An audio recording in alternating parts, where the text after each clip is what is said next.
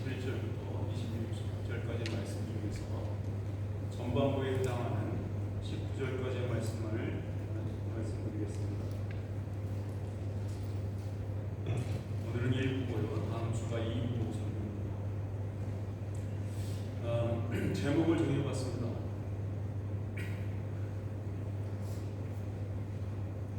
너는 너의 일을 해도 나는 나의 일을 한다. 한번 읽어볼까요? 시작. 너는 너의 일을 해도 나는 나의 일을 한다. 감이 오십니까? 무슨 말을 하려고 하는지. 잘 모르실수록 저한테는 이득입니다. 자, 얼굴 좀 드시고 웃는 얼굴로 좀 보여주시고 그렇습니다.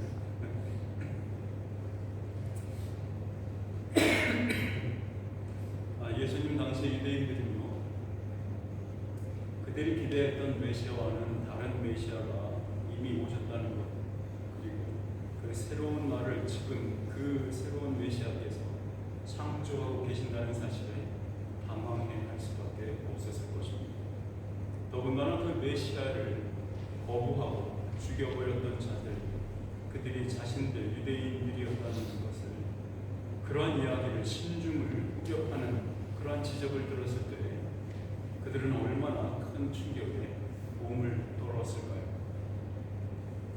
아마도 그 중에 어떤 이는 자신의 마음의 성벽을 더 두텁게 하려고 더더욱 외식하는 행동 패턴을 보이기도 했을 것입니다. 이것은 함께 하나님의 거룩한 말씀을 대하는 우리에게도 여전히 동일한 시험일 수 있습니다. 자, 그러므로 우리가 말씀을 듣는 내내, 우리는 이 말씀을 대하는 내내 기도해야 합니다. 기도하는 심정으로 말씀을 들어야 합니다.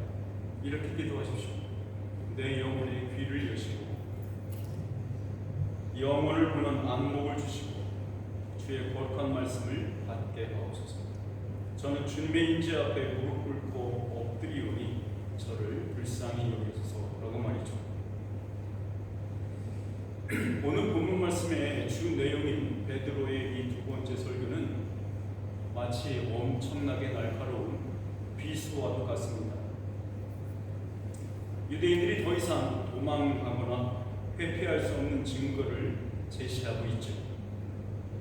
그들의 죄악들을 뿌리치고 나올 수 있는 독비처럼 오로지 제시되고 있는 것은 다름 아닌 새 성전으로 주신 나사렛 예수 그리스도의 이름입니다.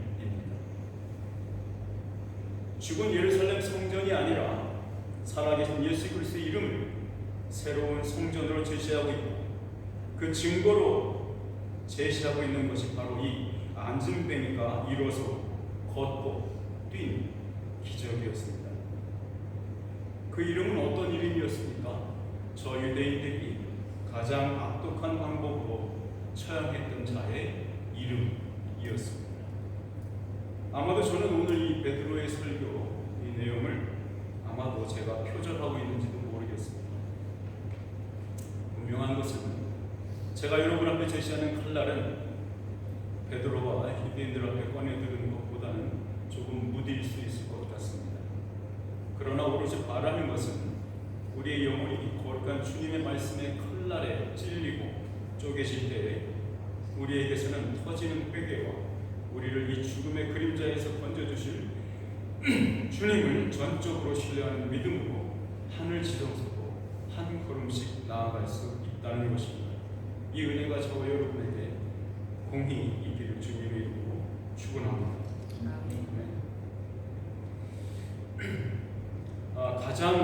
성전이 가장 붐비는 시간이 오후 3시 기도 시간이었습니다. 그 기도에 참석했던 군중들은 매일처럼 미문 앞에 앉아서 구걸하던, 평생 동안 한 번도 걷지 못했던 그 남자와 함께 예배드리고 있다는 사실이 믿기지가 않았습니다. 기도회가 진행되는 내내 웅성거리는 소리가 끊이지 않았을 것이죠.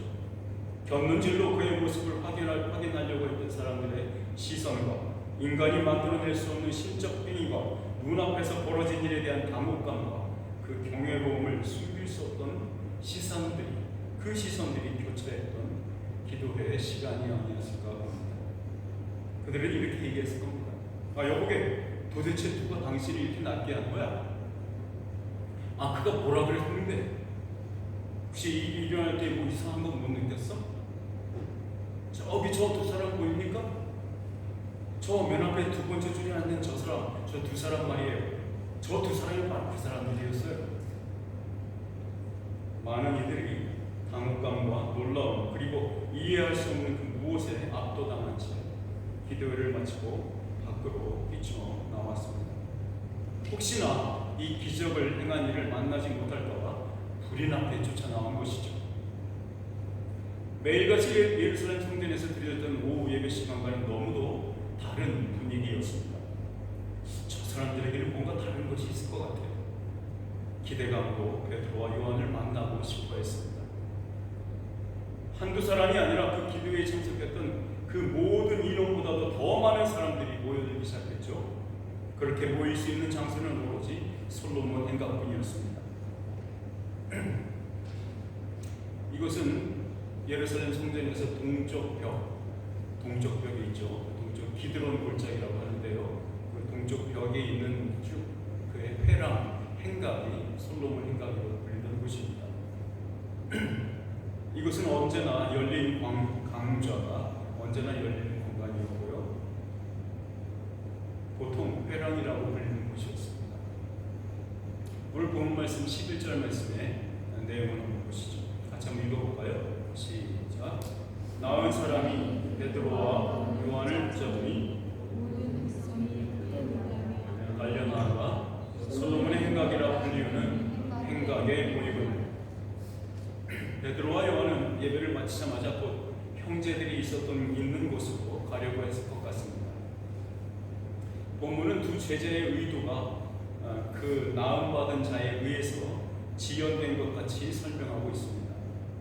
그 나은 사람이 그 안승빈이었던 그 사람이 베드로와 요한에게 엉겨 붙었고요. 좀채로 떨어지지 않고 있었죠. 어깨 동무를 하기도 하고요. 흔들면서 즐겁게 나오고 있었던 거죠. 그러면서 두 사람에게 이렇게 말했을 것 같습니다. 사람들에게 보란 듯이 말이죠. 바로 이 두 양반이 나를 고쳐준 사람들이야 라고 말이죠. 자랑하던 말이죠. 이것은 거기에 있는 모든 사람의 이목을 집중시키기에 충분했습니다. 어느 신학자가 이렇게 말한 적이 있습니다.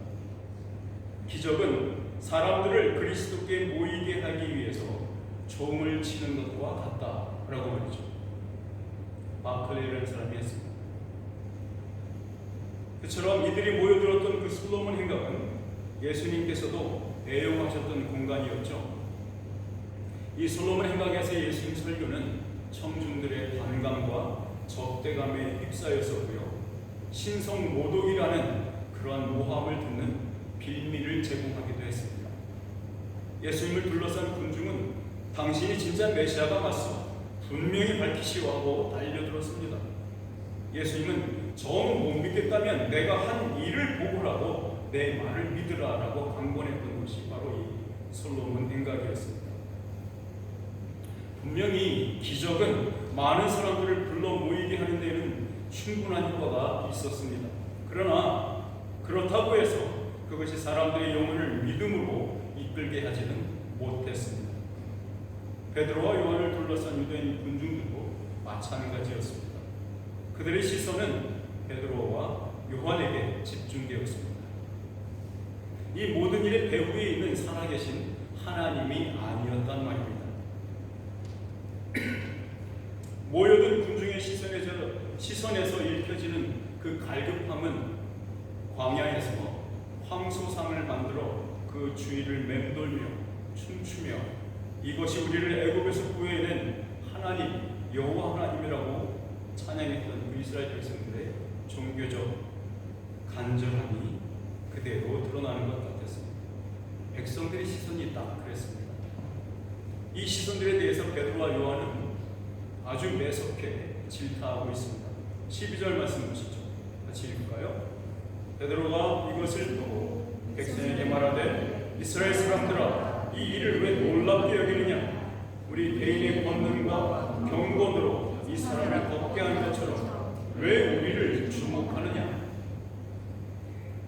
이 말은 마치 몇 시간 전에 민문 앞에 앉아있던 안진뱅이고 평생을 걷지 못했던 그 예전의 그 사람에게 말했던 것을 아주 연상시키고 있지 않습니까? 베드로와 요한에게 주목했던 그 안진뱅이의 시선을 나사렛 예수 그리스도의 이름에 두고 향하게 했던 것처럼 말이죠. 베드로와 요한은 마땅히 예수 그리스도가 받아야 할 그 주목을 중간에서 가르치고 싶어 하지 않았습니다. 이 두 제자는 이 기적의 시작이 어디서부터인지 그 목적이 무엇인지 분명히 알고 있습니다.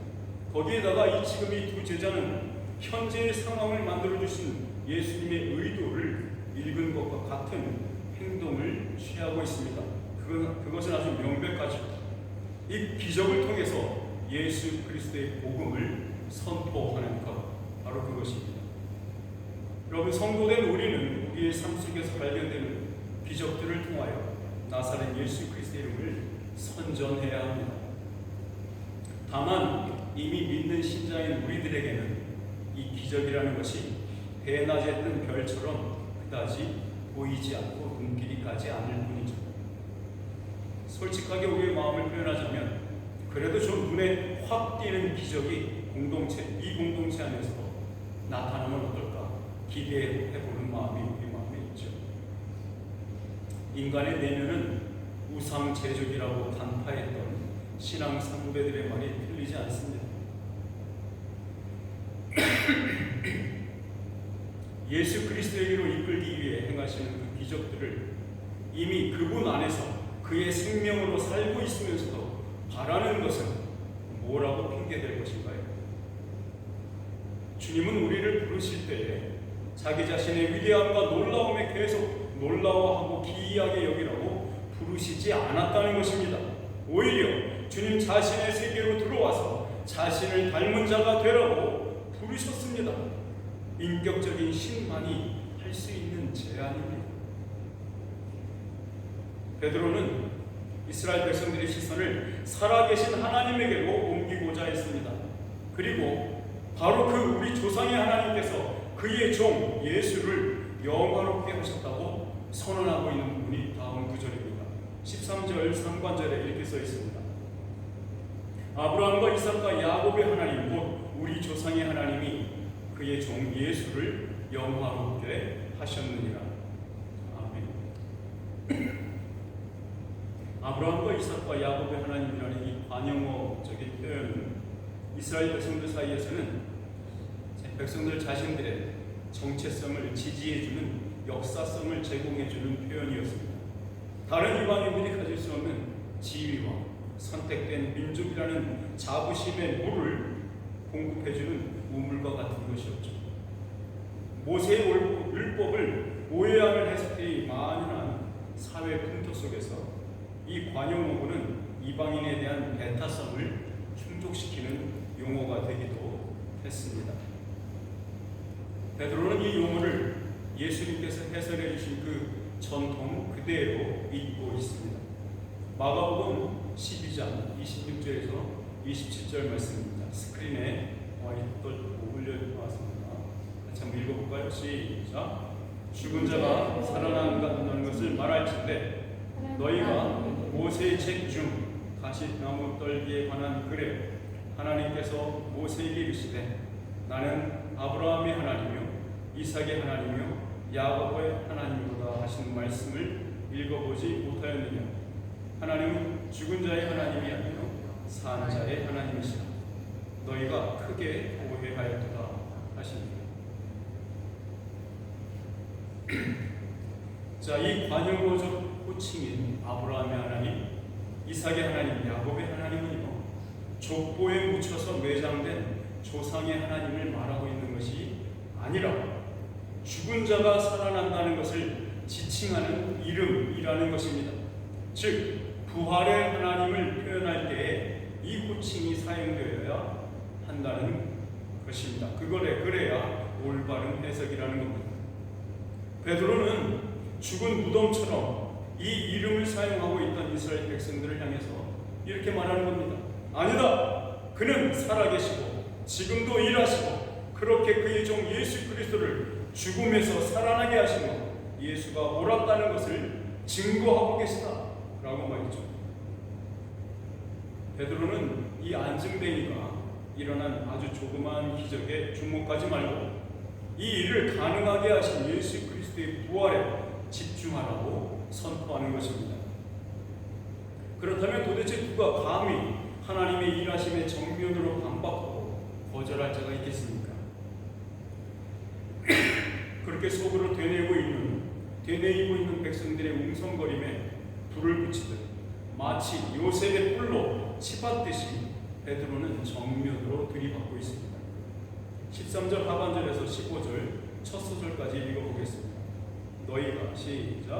너희가 그를 넘겨주고 빌라도가 놓아주기로 결의한 것을 너희가 그 앞에서 거부하였으니 너희가 거룩하고 의로운 일을 거부하고 도리어 살인한 사람을 놓아주기를 구하여 생명의 주를 죽였더라.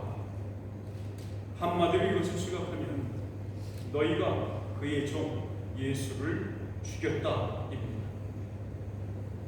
생명력이 없어서 죽은 것과 같은 그 성전에서 살아계신 하나님을 우상 숭배하듯이 예배했던 너희들은 결국 하나님의 기뻐하심을 입은 그의 종을 죽이는 살인죄를 저질렀다고 들이받고 있는 것입니다. 바로 너희들이 살인자야라고 외치고 있는 것입니다. 이것은 인간이면 누구나 처한 현실입니다. 우리 중 누구도 우상 숭배와 살인죄라는 죄목에서 자유롭지 못합니다. 우리 중 누가 예수가 이 땅에서 죽었다는 것을 부인할 수 있습니까?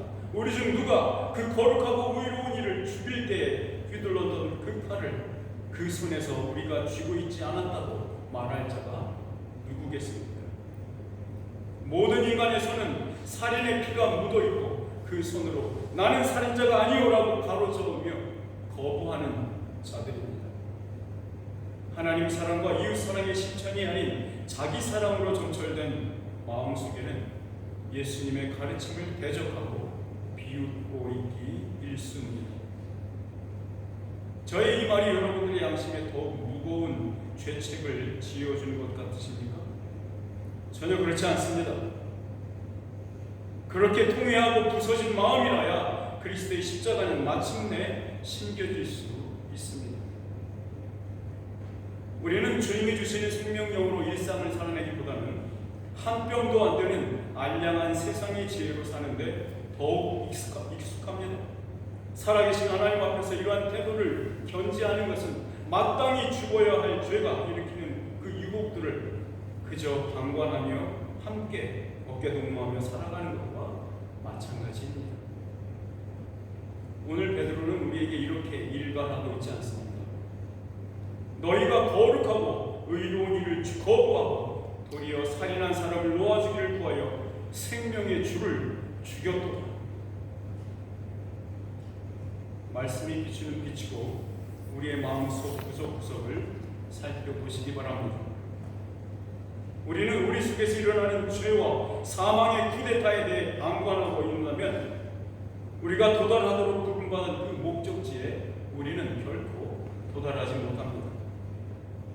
우리의 마음에 부서지는 말씀의 레이저로 그것들을 찢어버려야 합니다. 암세포를 찢어서 죽여버리고 도려내듯이 우리는 우리 속에 기생하고 있는 죄와 죽음의 불법적인 세포들을 갈아엎어야 합니다. 여기에 우리 영혼을 살리는 한 단어가 있습니다. 15절 중반절에 이렇게 기록되어 있습니다. 그러나 하나님이 죽은 자 가운데서 그를 살리셨습니다. 여러분, 이 그러나 이 한 단어가 없다면 우리는 아직 죄와 죽음의 노예로 살고 있을 것입니다.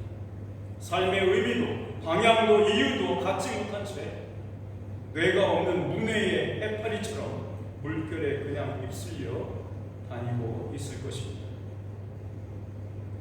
베드로가 말했습니다. 너희는 그 종을 죽였다. 그러나 하나님이 살려내셨다.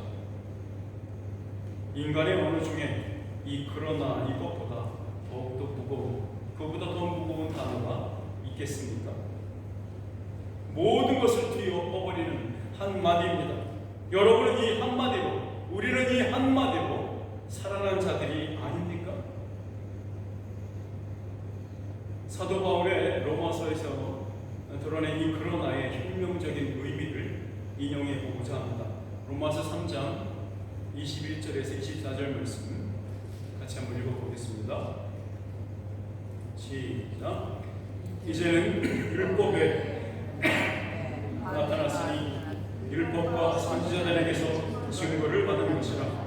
곧 예수 그리스도를 믿음으로 말미암아 모든 믿는 자에게 비치는 하나님의 의인이 차별이 없느니라. 모든 사람이 죄를 범하였음에 하나님의 영광에 이르지 못하더니 그리스도 예수 안에 있는 성령으로 말미암아 하나님의 은혜로 값없이 의롭다 하심을 얻은 자 되었느니라. 아멘. 맨 앞에 이제는 앞에 그러나가 들어가야 맞습니다. 그러나가 생략되어 있습니다. 원문에는 그러나가 있습니다. 바로 이 그러나, 이것이 저와 여러분을 살린 것입니다. 사도 바울의 복음 제시 버전에 의하면 베드로의 버전은 무척 날카로워 보이고 굉장히 직선적이고 공격적으로 보입니다. 그도 그럴 것이 베드로의 설교가 이스라엘 백성들에게 들려진 시기는 사도 바울이 구원 역사에 등장하기 이전이기에 그런 것 같습니다. 사뭇 러프하고 다듬어지지 않아 보이는 설교입니다만 이 설교를 듣고 있던 청중들의 현실에 정확히 꽂히는 복음을 제시하고 있는 거죠.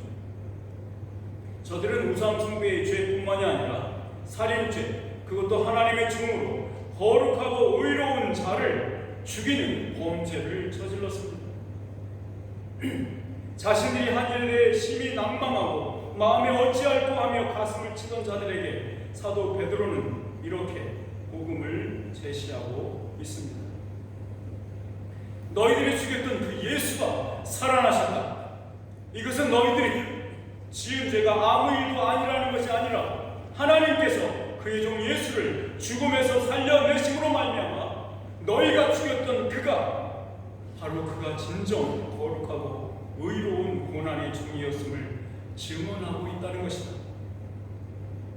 또한 여기 너희 앞에 서서 말하고 있는 나 베드로와 여기 요한도 두 눈으로 부활하신 예수를 목격했다. 또 다른 증거가 너희들의 눈앞에 있지 않냐? 여기 이 사람을 보라. 너희들이 그가 안진뱅이로 평생을 살았던 자임을 모두가 보았고 알고 있지 않냐? 이 사람이 나음을 입은 것은 예수 그리스도가 부활하셨고 그가 생명의 주인 되시는 분임을 증명하는 바로 그 증거가 아니냐? 너희들 모두가 이 일의 증인들이 아니냐? 베드로는 이스라엘 백성들이 행했던 그 악독한 선택이 어디에서부터 왔는지 이해해 주는 듯한 말로 설교를 이어가고 있었죠. 본문 말씀 17절 말씀입니다. 이렇게 써 있습니다. 형제들아, 너희가 알지 못하여서 그리하였으며 너희 관리들도 그리한 줄 아노라. 마치 너희들이 몰라서 그러는 줄 알아, 나도 이해해 라고 말하는 것처럼 들리죠. 그러나 이것은 지식이 없어서 정보가 없어서 아예 알 수 있었던 일이 아니었다고 틈을 내주고 있는 것이 아니에요. 분명 일반 백성뿐만 아니라 지도자 계층인 성경의 교사들도 알지 못했던 것이 있다고 지적하고 있는 겁니다. 오늘날도 여전히 그렇습니다. 예수라는 이름을 안 들어본 사람이 있을까요? 그가 인간을 대신한 대속의 죽음을 선택했고 스스로 십자가에 달려 죽는 그 죽은 자라는 것을 들어보지 못한 사람이 있었겠습니까? 온 세상이 인터넷으로 엮여지고 지구 한 조그만 구석에서 벌어진 일이 지구 반대편에서 실시간으로 알 수 있는 세상입니다. 저들이 아직 예수 그리스도를 인정하고 알아보지 못하는 이유가 정보가 없었기 때문이 아니라는 거죠. 베드로도 그렇게 말하고 있지 않습니까? 우리 18절 말씀을 한번 읽어보겠습니다. 18절입니다. 그러나 하나님이 모든 선지자의 입을 통하여 자기의 그리스도께서 고난 받으신 일을 미리 알게 하신 것을 이와 같이 이루셨느니라. 아멘. 베드로는 그 정보가, 그 소식이, 그 이야기가 이미 저들에게 주어졌었다고 말하고 있는 겁니다. 예수 그리스도를 믿지 않는 결과를 만들어내는 현재의 성전 중심의 유대교는 살아계신 하나님과 그의 하시는 구원의 일과는 아무 관계가 없어 보입니다. 선지자들을 통해서 주어진 메시아에 관한 그 수많은 정보들을 가지고도 정작 참으로 이 땅에 오신 예수 그리스도를 알아보지도 못했을 뿐더러 심지어 그를 거부하고 죽여버리는 악함과 무지를 드러내고 있다고 말하는 겁니다. 이러한 행위가 증거하는 것은 무엇입니까? 저들이 죄와 사망의 노예로 묶인 자들이었음을 증명하는 것이 아닙니까? 고린도전서 2장 7절에서 10절은 우매하고 무지한 인간이 살아계신 하나님의 기뻐하심을 입은 그 종 거룩하고 의로운 자를 알아보지도 못하고 십자가에 죽인 이유가 무엇인지, 그리고 이 모든 진리를 알 수 있는 유일한 길이 무엇인지 말해주고 있습니다. 함께 읽어보겠습니다. 시작. 오직 유일한 가운데 있는 하나님의 지혜를 말하는 것으로서 곧 감추어졌던 것인데 하나님이 우리의 영광을 위하여 만세전에 미리 정하신 것이라. 이 지혜는 이 세대의 통치자들이 한 사람도 알지 못하였나니 만일 알았더라면 영광의 주를 십자가에 기록된 바 하나님이 자기를 사랑하는 자들을 위하여 예비하신 모든 것은 눈으로 보지 못하고 귀로 듣지 못하고 사람의 마음으로 생각하지도 못하였다와 같으니라.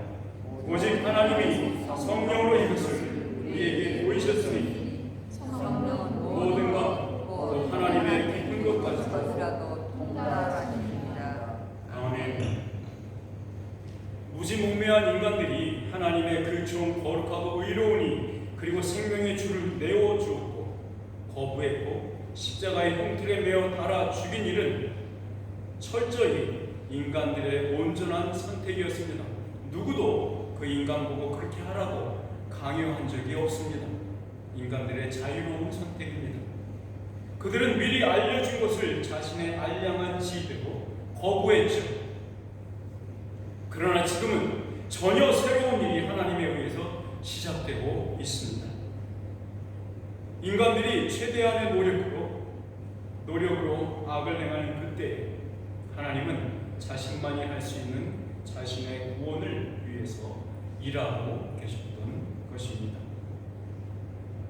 인간들이 하나님의 약속을 저버리고 오해하고 또 거부하는 그때에 하나님은 약속하신 대로 이루셨고 그렇게 하고 계셨다고, 일하고 계셨다고 말하고 있는 것입니다.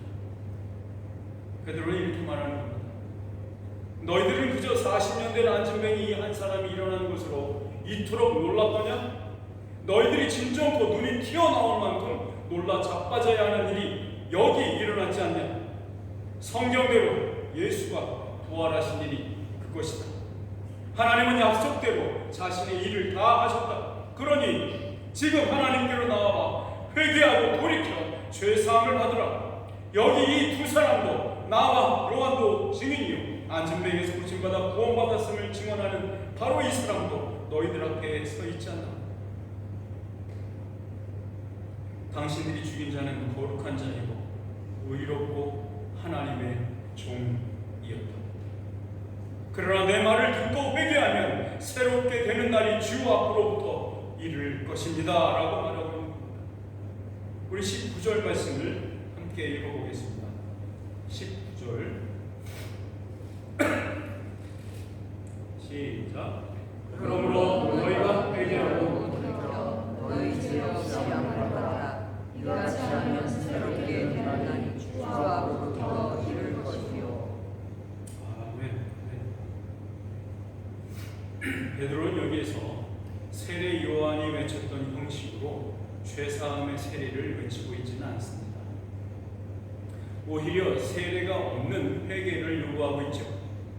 죄사함의 세례가 없이도 새롭게 창조된 하나님 나라의 백성으로 들어올 수 있다며 초청하고 있는 것입니다. 베드로는 새롭게 되는 날이라는 말을 써서 구원으로 이끌 은혜를 받을 수 있는 하나님의 시간으로 들어오라고 초청하고 있는 것입니다.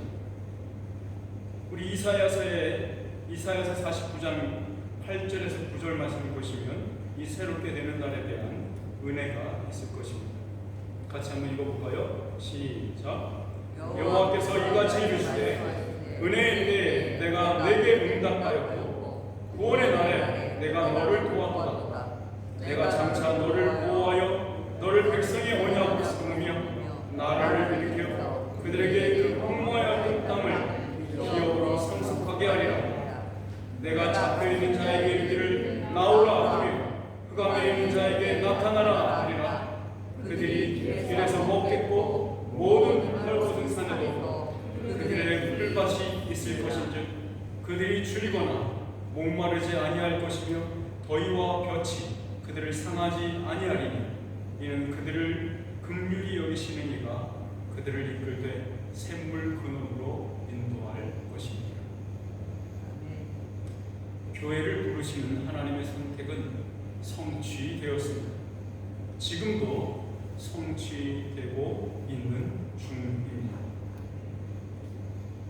우리는 이 세상에 있는 여러 교회 중에 하나의 공동체입니다.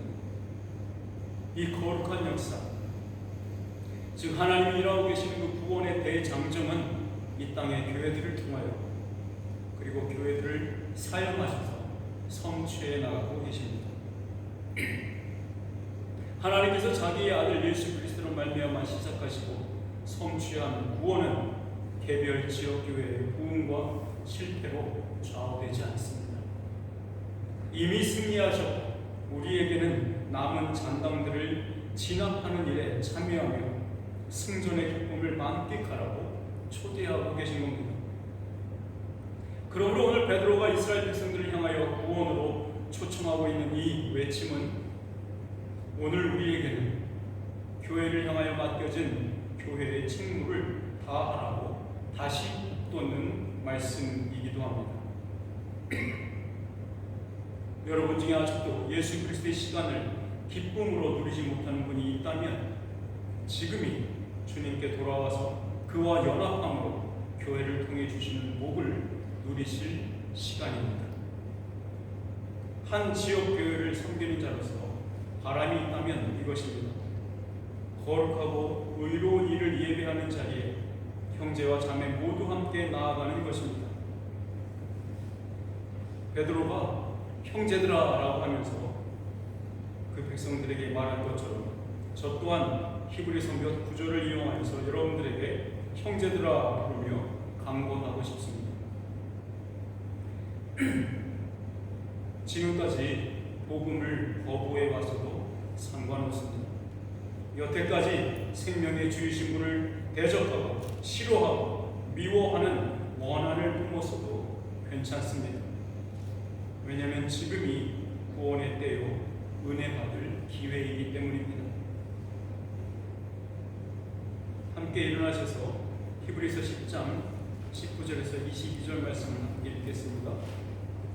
우리가 읽으면서 마치 우리가 어깨 동무하면서 하늘 성소에 계시는 큰 제사장이신 예수 그리스도에게도 함께 나아가듯이 한번 읽어보겠습니다. 같이 읽겠습니다. 시작. 그러므로 형제들아 우리가 예수의 피를 힘입어 성소에 들어갈 담력을 얻었나니 그 길은 우리를 위하여 정신과 새로운 삶이요 그 점은 곧 그의 육체니라. 또 하나님의 집 다스리는 큰 제사장이시니 우리가 마음의 뿌림을 받아 악한 당신으로부터 벗어나고 몸은 마른 물로 씻음을 받았으니 참 마음과 온전한 믿음으로 하나님께 나아가자. 이 예배의 시간이 여러분의 인생 가득하기를 주님의 이름으로 축원합니다. 아멘. 기도하겠습니다. 사랑의 아버지 하나님, 베드로의 이 외침이 우리의 심구와 우리의 심중과 우리의 양심을 꿰뚫려 우리의 양심이 찢어지고 쪼개진다 할지라도 우리는 그것을 기뻐합니다. 그곳에 다시 심겨질 예수 그리스도의 복음으로 기뻐합니다. 그 복음의 씨앗으로 보게 될 하나님의 영광의 나라를 보며 기뻐합니다. 하나님이 예수 그리스도를 통해서 이루어 놓으신 승리하신 그 전쟁에 우리로 하여금 참여하게 도와주시고 남겨진 잔당들을 부서뜨리고 죽이고 소멸시키는데 그 전쟁에 우리로 참여하는 멋진 교회가 되도록 인도하여 주시옵소서. 예수 그리스도의 이름으로 기도드립니다. 아멘.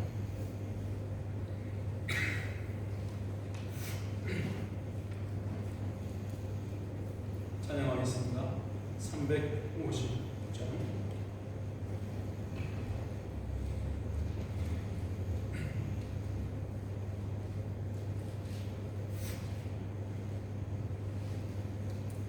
(1절) 2절 간주 3절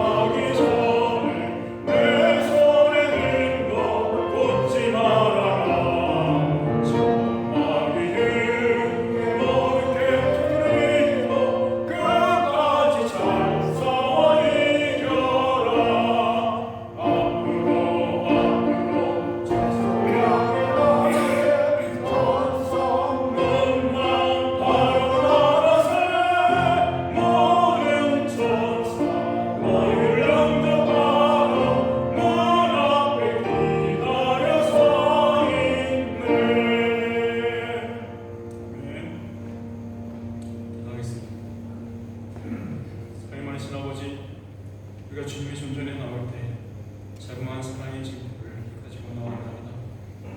이 예물이 쓰이는 곳과 예물을 쓰는 손들을 위해 축복하시사 주님께서 주신 그 복음의 메시지와 주님께서 하신 그 복음의 일들을 기억하며 예수 그리스도가 누구인지가 전파되게 하시고 그들로 그 사랑의 하나님, 평강의 주, 생명의 주가 예수 그리스도임을 밝히 알며 이해하며 믿는 은혜가 그 기적이 일어날 수 있도록 은혜 베풀어 주시옵소서. 이제는 우리 주 예수 그리스도의 은혜와 하나님 아버지의 크신 사랑과 성령 하나님의 감동감화 충만케 하시는 역사와 교통하시니 이제 말씀처럼 그 말씀을 심중에 품고 그 그러나로 이어지는 예수 그리스도의 복음에 감격하며 그 안에서 기쁨을 누리며 그 안에서 기적을 보며 그 안에서 주님 따라가기를 결심하며 타지만 사랑을 보며 안익교회 형제 자매들 모리 위에 이제부터 영원토록 함께 있을 지어다.